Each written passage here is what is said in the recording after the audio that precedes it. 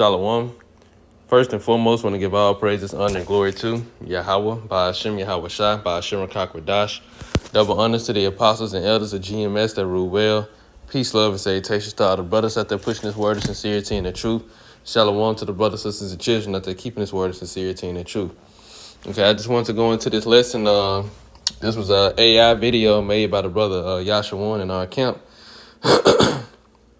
In this video, he had I don't know how Sora works, but he had a video of children playing in like a beautiful jungle-like area, and you see the giraffes in the background with a waterfall, and it's beautiful, which is supposed to represent the kingdom. As you can see how they're dressed, it's supposed to represent them being in the kingdom and them playing, which is all scripture. It's all biblical. This is going to be a reality. It's going to be much, much, much greater than anything in this earth that we can visualize or think about or this AI can create. It's going to far exceed any expectation that anything on earth could ever imagine. But this just gives you an idea of what it is. And I'm going to play it. It's a video. I'm going to play it a couple of times just to get you in the mindset. And just think about this. This is going to be a reality, and this is going to be eventually some brothers' children, whether they have the same mothers or different mothers. They're gonna all have the same fathers. Or you can think of it as in like these are, different brothers' children's playing together, or children in general, just of different Israelites playing. But it's gonna be this is all biblical. So I'm gonna play this video a couple times. It's actually a really beautiful video. So here it is.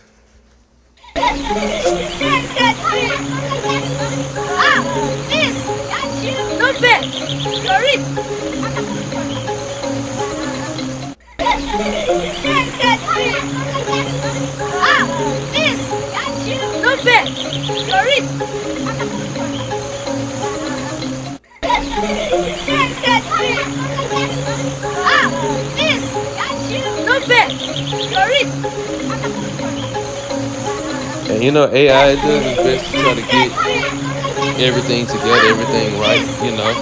Certain things might look a little funny or whatever, but for the most part, this looks like something that actually took place. But this is going to be a reality, and this is, it just gets you an idea and the mindset of what to look forward to. This is what the nation of Israel has to look forward to, while the other nations are in captivity.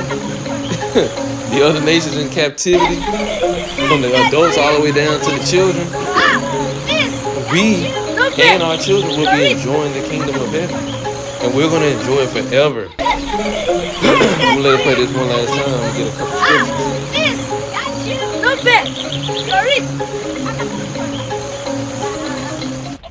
scriptures. All right. That's beautiful, man. So this is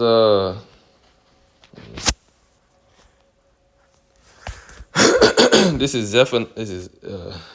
Zechariah. I think it's chapter 8. Yeah, it's Zechariah chapter 8. And I'm going to start at verse 1. It says, and again, the word of the... Wait, is it chapter 8? Yeah, chapter 8, verse 1. Again, the word of the Lord of hosts came to me, saying, thus saith the Lord of hosts, I was jealous for Zion with great jealousy, and I was jealous for her with great fury. And I'm going to read verse 2 in the AMP. Thus saith the Lord of hosts, I am jealous for Zion.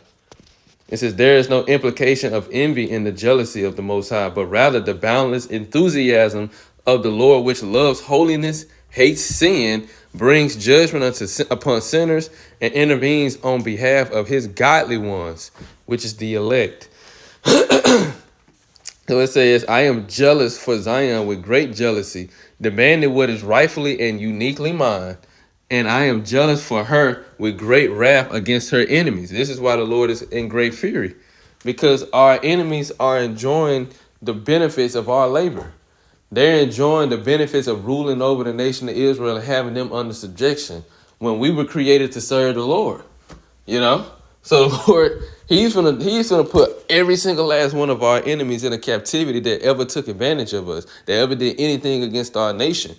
And starting with the elect, we finna get back in order Well, we are the number. The elect is getting back in order to serve Yahweh by Hashem Yahweh Shah. And then once the 2/3 be destroyed, they're going to be reborn back into the kingdom as the children of the elect. And we're all going to be serving our power. This is what he created everything for righteousness to be established on earth through Yahweh Shah, through the Israelites. Verse 3, I'm going to stay in the AMP.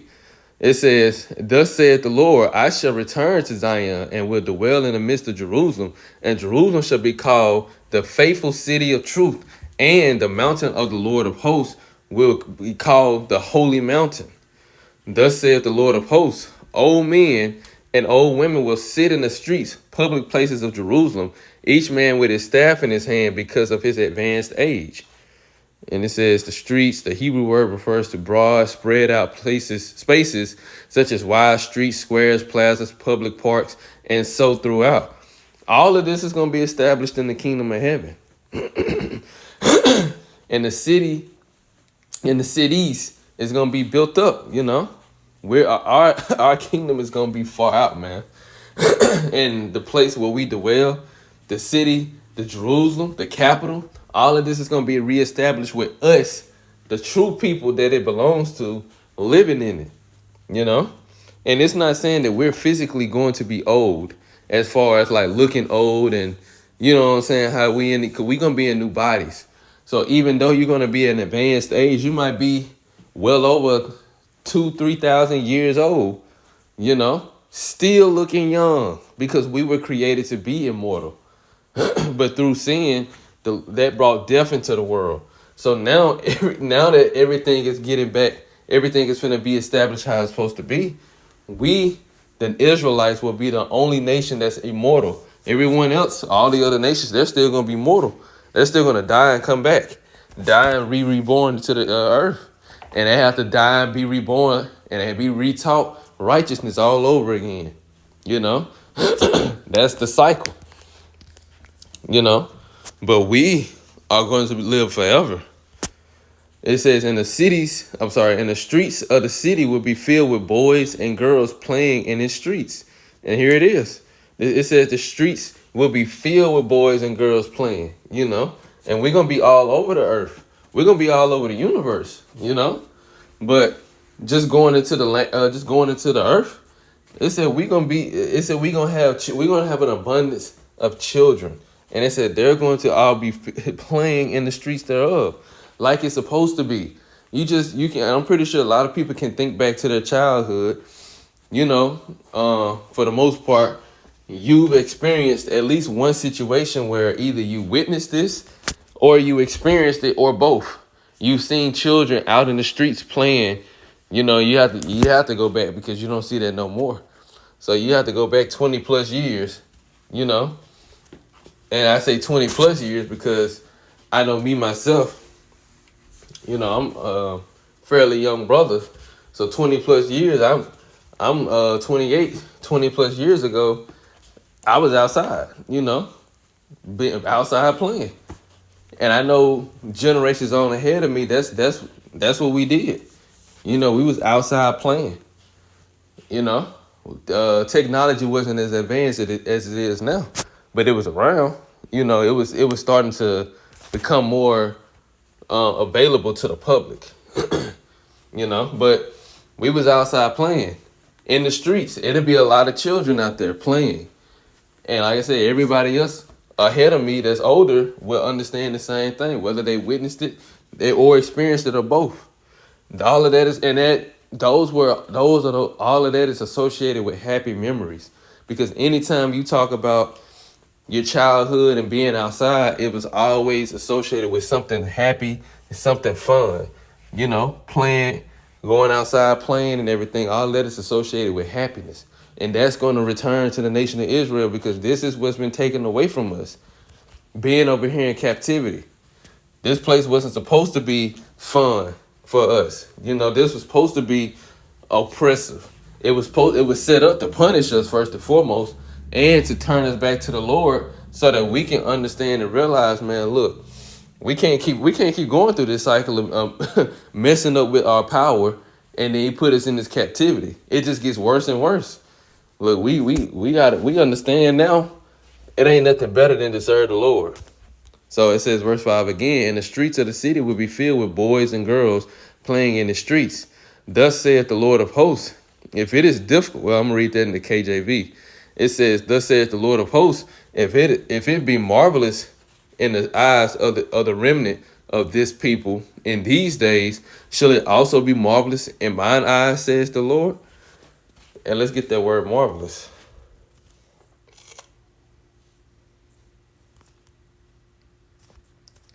It says marvelous.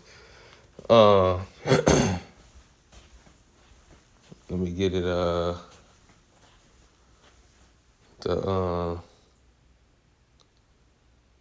Assyrian Palau or is Palaa. Yeah, it's Palaa in the Hebrew. And it says to be marvelous, be wonderful, be surpassing, be extraordinary, separate, be distinguished action, to be beyond one's power, be difficult to do, to be difficult to understand. So, because right now, it's difficult for us to comprehend this, the way the world is right now.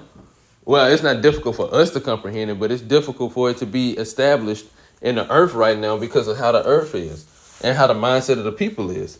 But this is actually, like I say, it's marvelous. It's wonderful, surpassing this current state of the earth. It's extraordinary. When you see children outside playing, you hear them screaming, having fun. Everybody just running around. You hear laughter. You know, you can think about it, a family reunion. It's all associated with happy moments. You know, that's literally associated with happiness. So the Lord said, if it be marvelous in the eyes of the remnant of this people in these days, if this is wonderful for you to experience, should it also be marvelous in my eyes, said the Lord? So if it's wonderful for you, how you think it made me feel? If you feel good behind seeing this and experiencing this, how you think it made me feel? I'm the one that created it. I'm the one that set it up like this. You know, I'm the one who had the idea to make this in the first place. Verse 7. Thus saith the Lord, God, the Lord of hosts, behold, I will save my people from the east country and from the west country. We in the west country. And we got brothers and sisters all over the earth in the east country as well. You know, the eastern side of the world. We over here in the western side. So he said, and I will bring them, I'm gonna read that in the verse 7 and 8 in the AMP. Thus says the Lord of hosts, behold, I am going to save my people from the east country and from the west, and I will bring them home, and they will live in the midst of Jerusalem, and they shall be my people, and I will be their God in truth, faithfulness, and in righteousness. Right. So this is where we at. You know, all of this is literally about to become a reality. And we are already getting to Isaiah 4:1 is right around the corner.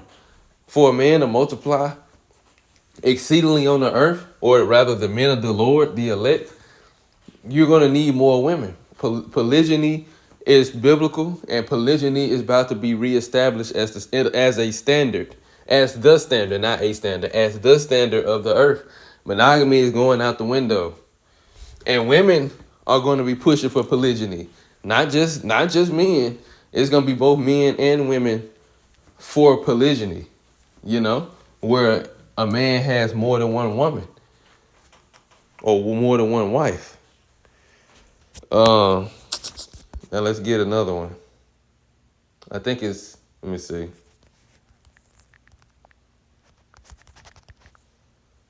This is Isaiah 11.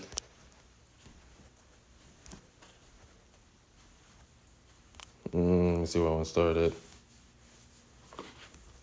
I start at 1. This is Isaiah chapter 11 and 1. Then they shoot the Messiah, Yahushua, will spring from the stock of Jesse, which is David's father, and a branch from his roots will bear fruit. And the Spirit of the Lord will rest on him, the Spirit of wisdom and understanding, the Spirit of counsel and strength, the Spirit of knowledge and of the reverential and obedient fear of Yahweh. So it's saying that the Holy Spirit was on Yahweh Shai for him to come down and do the will of the Heavenly Father, so that we can be reconnected with our power, so that the moments that we are talking about and that we like we seen in that video, so that can happen in the future, you know. And I ain't saying the future as if it's like 1,000 years off. It can very well be 2-3 years from now that we experience something like that. You know? That's how close we are. Verse 3. And he will delight in the fear of the Lord, and he will not judge by what his eyes see, nor make decisions by what his ears hear. But with righteousness and justice he will judge the poor, and decide with fairness for the downtrodden of the earth. And he will strike the earth with the rod of his mouth, and with the breath of his lips he shall slay the wicked. So he's doing that with his mouth right now through his prophets, you know, through the men of the Lord that's teaching his word.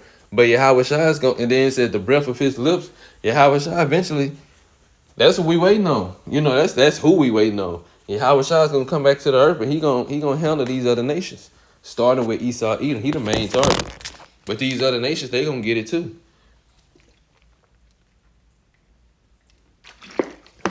Verse 5. And righteousness will be the belt around his loins, and faithfulness the belt around his waist. Now here go the point. And the wolf will dwell with the lamb, and the leopard will lie down with the young goat, and the calf and the young lion and the fatted steer together. And a little child will lead them. Just like you seen the giraffes in the backfield, the background of the video, it said a little child will lead them. So basically, the Lord was saying you're going to have animals that in this world is considered predators, and in this world also are considered prey. They're going to be together. They're going to coexist without harming each other. That's how peaceful our kingdom will be under Yahweh Shai's leadership.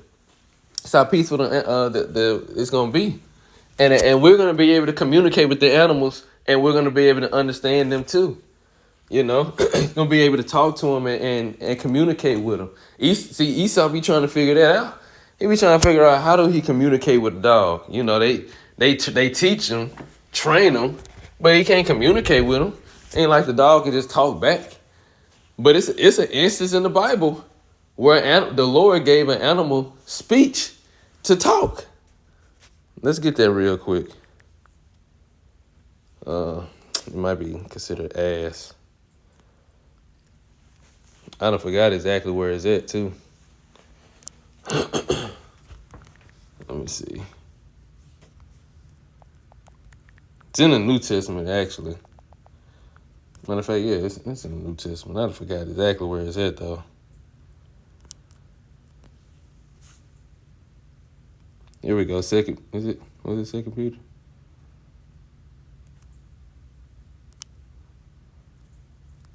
Let's see. I can probably find it. Oh, okay, here it is. It's Numbers chapter 22.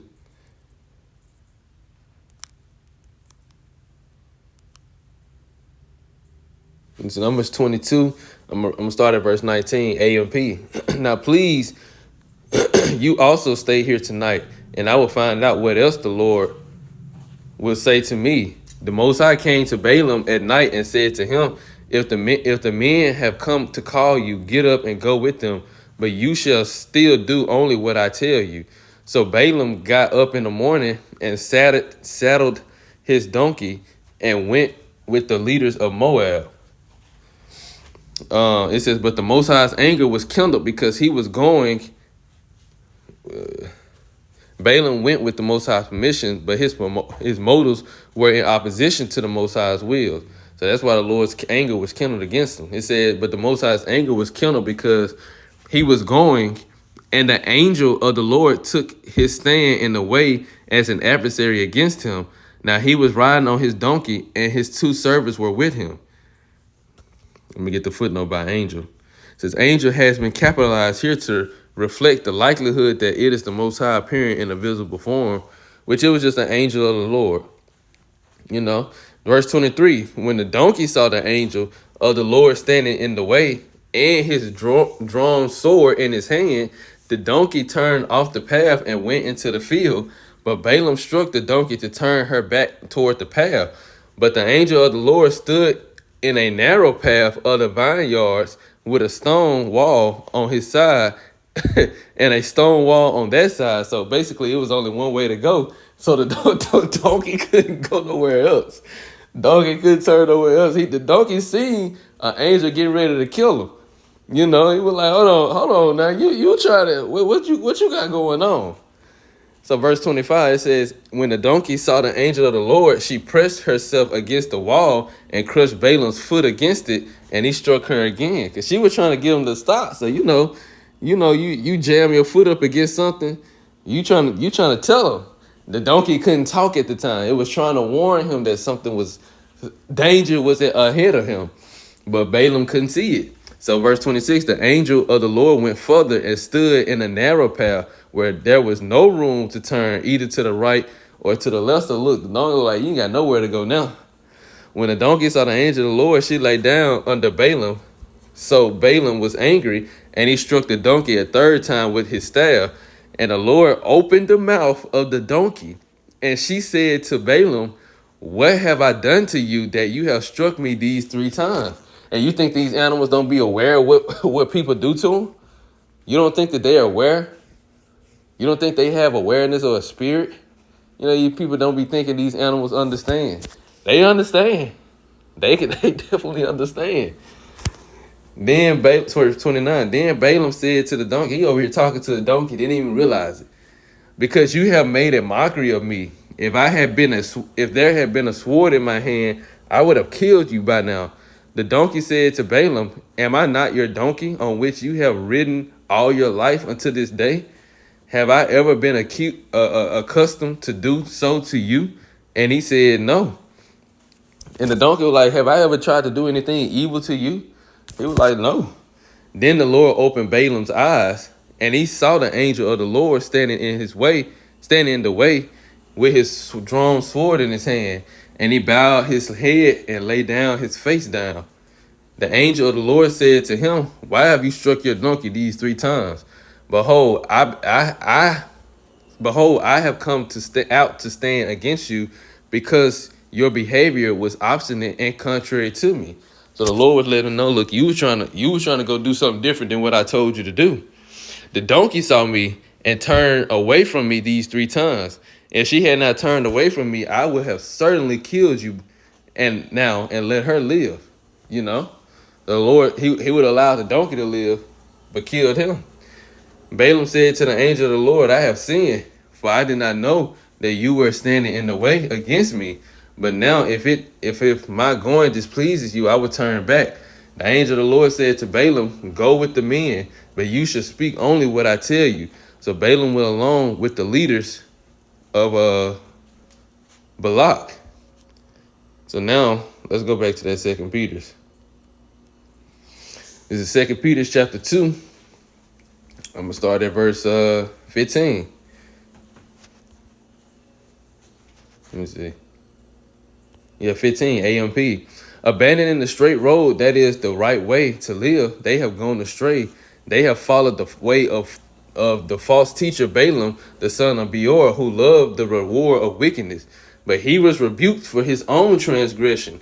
A mute donkey spoke with a man's voice and restrained the prophet's madness.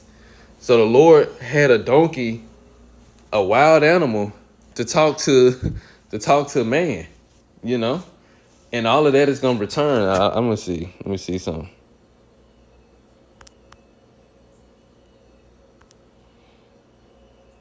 I wanted to see if it, thought it was a translation where he came to realize that, you know, he was talking to the donkey.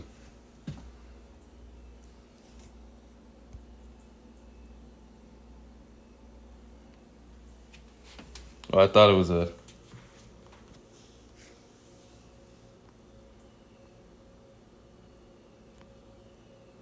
It just don't matter. I just thought it was a verse that actually said he realized that the donkey had talked. And it might be, but anyway, let's get back to the point. So this back at Isaiah 11 and 6. AMP. And the wolf will dwell with the lamb, and the leopard will lie down with the young goat, and the calf and the young lion and the fattened steer together, and a little child will lead them. Verse 7, and the cow and the bear will graze together. Their young will lie down together, and the lion shall eat straw like the ox.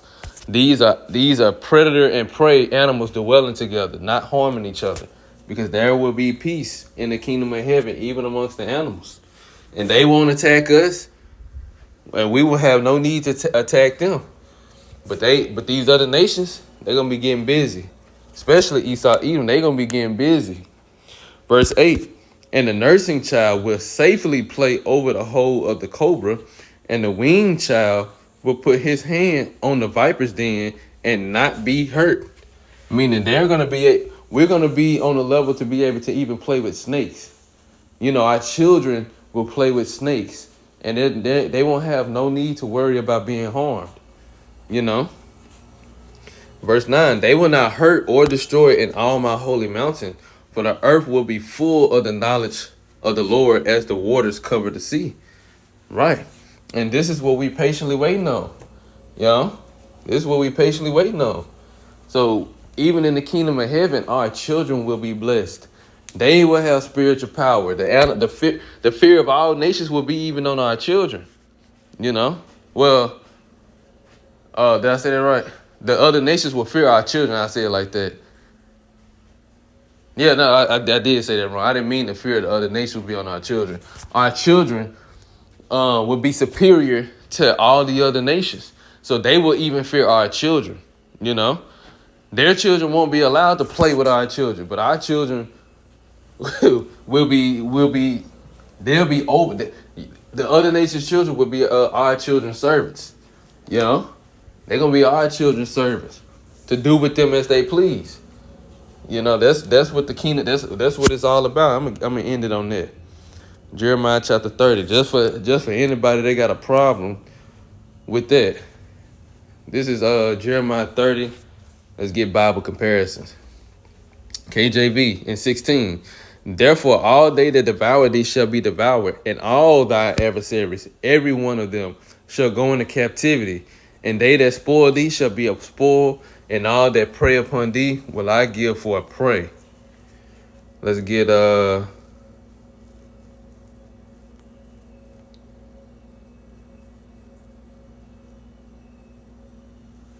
BBE. For this cause all those who take you for their food will themselves become your food, and all your attackers, every one of them, will be taken prisoners.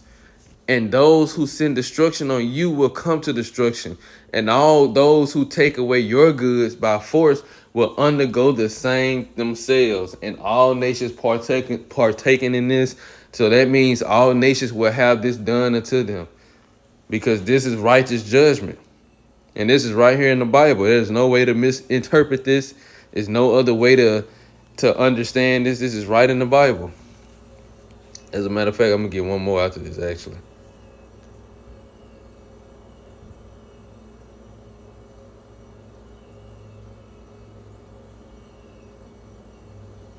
All right, let's get in on this. It's Revelation chapter 13 and 9. I'm going to get that. Well, 10. Let's get that in Bible comparison. KJV. He that leadeth into captivity shall go into captivity. He that killeth with the sword must be killed with the sword. Here's the patience and the faith of the saints. NLT. Anyone who is destined for prison will be taken to prison. Anyone destined to die by the sword will die by the sword. This means that the Most High's holy people must endure persecution patiently and remain faithful. AMP. If anyone is destined for captivity, he will go into captivity.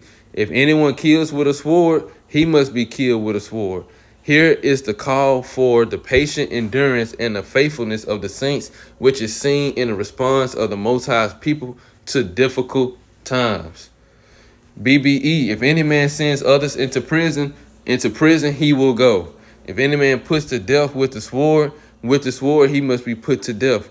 Here is the quiet strength and the faith of the saints. And have not that so-called white man Esau Edom been doing this to our people all this time? Ever since he been in power? And these other nations been in cohorts with it. They've been agreeing with it. You know? To the point to where they've even done it when they was in power in their kingdoms. All of them has done it. So therefore, all of it must come back unto them. So that's the point. And Lord will, it's an edifying lesson. So on that note, I want to give all praises, honor, and glory to Yahweh, Ba'ashem, Yahweh Shai, Ba'ashem, Rakakadash. Double honors to the apostles and elders of GMS that rule well. Peace, love, and salutations to all the brothers out there pushing his word of sincerity and the truth. Shalom to the brothers, sisters, and children out there keeping his word of sincerity and the truth. Until next time, shalom.